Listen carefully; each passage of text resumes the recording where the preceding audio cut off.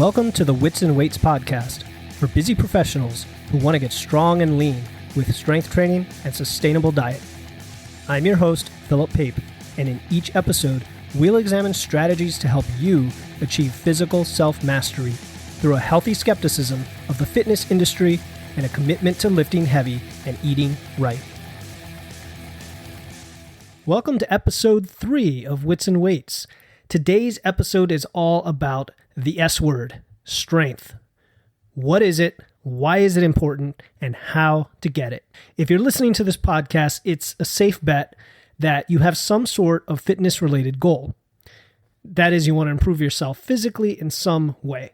Build muscle, burn fat, get lean, get strong, improve athletic performance, look good in a bathing suit, or even improve mobility, flexibility, or balance.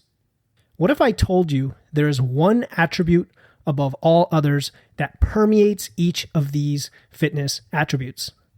That if you just focus on this attribute for a while as your top priority, it will translate to improvements in all the others. Well, you're in luck, and if I haven't made it painfully obvious by the title and intro of this episode, that one fitness attribute is strength. In today's episode, we cover what do we mean by strength, why is strength the most important fitness attribute, and assuming it's so important, how do you get it? Let's start by defining strength. Although 10 people might give 10 different answers, the definition we're concerned with is the production of force against an object. We're not concerned with power, speed, your ability to do something without getting tired, or your ability to do something quickly. Only your ability to overcome a force or load, measured by absolute physical strength. Absolute strength is measured simply by the amount of force you can produce as indicated by the weight you can lift. This could be measured by your 1 repetition maximum, or 1 RM, on a barbell movement like the squat, bench press, or deadlift. Or it could be measured on other movements like the overhead press, the barbell row, or any number of exercises across multiple numbers of repetitions, whether 3, 5, 8. If you're following a program where you perform 3 sets of 5, you can measure strength by your maximum 3x5 weight. Once more, strength is simply your ability to exert force on an object, and we'll measure that by the weight on the bar. Having defined strength, the next question is, why is strength relevant? In Starting Strength, Mark Rippetoe writes, quote, "Physical strength is the most important thing in life. Our strength, more than any other thing we possess, still determines the quality and quantity of our time here in these bodies. A weak man is not as happy as that same man would be if he were strong." End quote. Andy Baker wrote that, quote, "Strength is foundational to a better life. There is no instance in life or sport where stronger isn't better." End quote. These may sound like exaggerations, but my personal experience has shown me, time and again, that strength is so much more important than people think. Once you have it, you realize the physical and mental doors it opens, let alone vastly improving your health, fitness, and longevity. Unfortunately, the vast majority of so-called fitness programs, from CrossFit to boot camps to Orange Theory to P90X and many others, attempt to generalize across multiple fitness attributes without focusing on any one in particular. For example, CrossFit claims to improve 10 attributes: cardiovascular and respiratory endurance, stamina, strength, flexibility, power, speed, coordination, agility, balance, and accuracy. Yet the physical reality is that all of these attributes have a common baseline in strength. Although many of these programs recognize this fact in their descriptions and guides, they don't prioritize strength above all else. I personally was stuck in this hamster wheel with a generalized fitness approach for many years. When I finally prioritized strength, that is my ability to handle greater and greater loads on the bar, everything else related to fitness became easier and progressed more quickly. What is the first thing that comes to mind when you think of the benefits of strength training?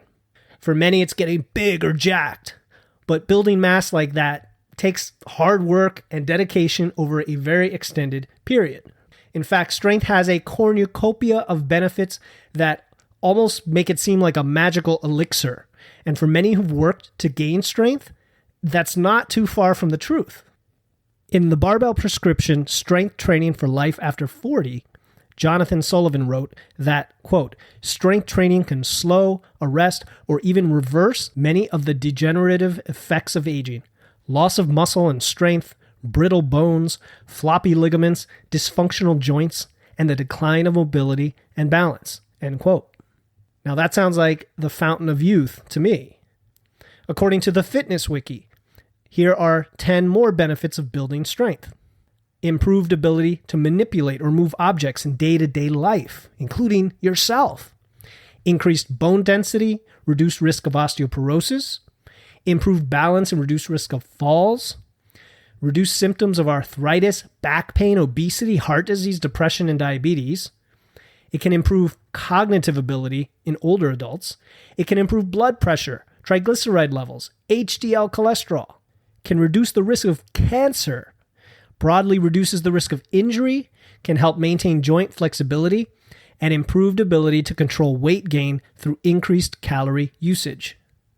For athletes, strength can correct muscular imbalances, prevent injury, increase power or explosiveness, and increase muscular endurance. Whew, what a list. I'm assuming you're now completely convinced that getting stronger is probably a wonderful idea. Which brings us to the final question. How do we build strength? It really comes down to lift weights, eat, and sleep. Lift weights, eat, and sleep. Repeat. That's it. But I would be doing you a disservice if I left it at that because, as we know, a lot of things can be simple, but they're not necessarily easy.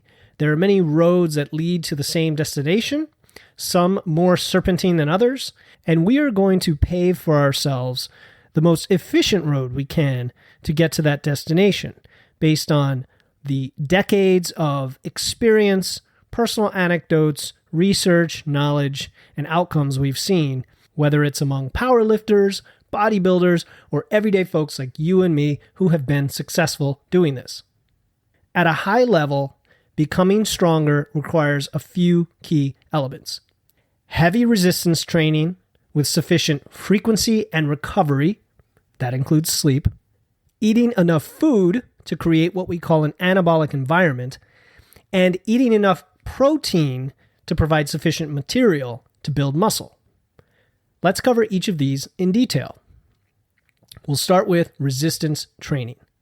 There are many strength building programs out there. Some are much more optimal than others.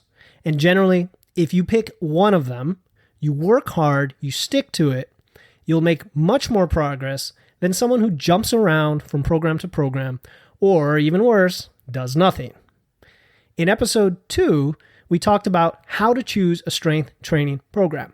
So if you didn't listen to that episode, go back, revisit it, choose a program, and start training. We established that the optimal approach is one that uses barbells and compound lifts, namely the squat, deadlift, and bench press, with the addition of the overhead press and even power clean or barbell rows in some programs. The conclusion is that you must train heavy with sufficient frequency to build strength. By heavy, I mean the load on the bar is high enough to drive the appropriate stress on your body. To put it objectively, when you're a rank novice following a linear progression, that would be heavier than last time by some meaningful amount, whether that's 2.5, 5, or 10 more pounds. This is why we use barbells and compound lifts. Let's reiterate that barbells allow you to train your entire physical system in a full range of motion with multiple joints, recruiting significant muscle mass. It aligns with the neuromuscular functional reality of our human anatomy, both skeletal and muscular. Barbells let you control the weight over time, whereas machines are the ones controlling you. Barbells also allow you to scale from very light to very heavy in an efficient, consistent way. Therefore, you can train heavy and progress consistently. Also, by heavy, I mean not so heavy that you can't use proper form and control the movement. As Greg Nuckols puts it, quote, you should use something between the heaviest weight that you feel very comfortable and confident with and about 15% less than that, end quote. If you choose a program like Starting Strength or the Big 3 routine, you'll see that sets of 5 are a cornerstone of effective beginner strength programs. The strength spectrum is generally considered between 1 and 8 reps, where 5 is the sweet spot for new lifters. And here's why. Let's say you did only singles. So those are sets of just 1 rep. You would be required to recruit the maximum force possible for the movement, fully engaging your neuromuscular system, which would provide an excellent stimulus for strength. But the volume perhaps is too low. On the other hand, sets of, say, 8 and above require much more muscular endurance because of the duration and cardiovascular requirements. Sets of 5 are a good compromise for novice lifters to stimulate an increase in strength while maintaining good form, consistency, muscular coordination, and still benefit from multiple hard reps from an endurance perspective. If you followed my advice in episode 2 and started training, you'll find soon enough, if you haven't already, that sets of 5 can be very hard, especially the last few reps of the last few sets. But that's a good sign that you're applying a stimulus that your body has never experienced before. It teaches you how to do hard things. One of the realities you'll come to value over the years, and I say this from experience. Now, when you're training this hard, you need time to recover before hitting those same muscles again. Newer lifters can train more often because they recover quickly as 48 hours, even for the leg musculature. Workout sessions are shorter because rest periods are shorter when you're a newer lifter. As you get stronger, or as they say, closer to your genetic potential over months and years, you'll place more stress on the body in each session, requiring longer rest periods, thus longer workout sessions, and more recovery between sessions. At that point, you transition from a beginner 3 days per week full body style program to either a modified intensity program with longer sessions or something like a 4 or 5 day body part split. Now, one of the keys to recovery when you're resistance training is to avoid overtraining. And that is when your performance can't recover sufficiently to enable the appropriate adaptation. And this leads to much harder and ineffective workouts, which then just sabotages your ability to recover and adapt. Lastly, you have to get sufficient and high quality sleep. And for many, that means not being on a screen till right before bed and getting at least 7 or 8 hours of sleep per night, which may sound like an insane requirement for busy working professionals based on your habits, but is something that will pay off big time when it comes to recovery between lifting sessions. So that's resistance training. That is how we build strength in the gym. And we'll be talking about many more details behind lifting, training, rest periods, and so on in future episodes. But the next thing I want to talk about is getting enough food and getting enough protein. Now, maybe you didn't think we would talk about diet today. And it's true, today's episode isn't the diet episode. But it's a fact that your body's a system, and building strength requires lifting combined with the right kind of environment from a food perspective so that your lifting actually pays off. So you have to eat enough food. It's a fact of biology that to build muscle, you must be in a caloric surplus, even if you're a brand new lifter who's able to build muscle while losing fat. A caloric surplus is simply taking in more energy through your diet than your body burns each day. The easiest way to tell if you're doing this is by the weight on the scale. If you're gaining weight each week, you're headed in the right direction for packing on muscle and taking advantage of that new training program of yours that you're working so hard at. Let me go on a little rant. If you think you can't eat enough or gain weight, I want you to get out of your head all the silly nonsense about being a, quote, hard gainer or having a, quote, fast metabolism. These aren't real. They're just excuses to avoid eating enough. If you are a human being, your energy system is ruled by the law of energy balance. We'll get into much more detail on this in the next episode, which will be an exciting one full of useful information and plenty of myth busting. But for now, just accept the fact that if you start training hard to build strength, you must eat enough to be in a caloric surplus. No excuses. Part of eating enough is also making sure you get enough protein. Even if you're eating enough calories, you'll need a sufficient amount of protein within those calories. They can't be all fat or carbs. Protein is required for muscle protein synthesis, or put simply, gaining muscle mass. Now, how much protein is enough? This has always been the debate, and this subject has been exhaustively researched in recent years.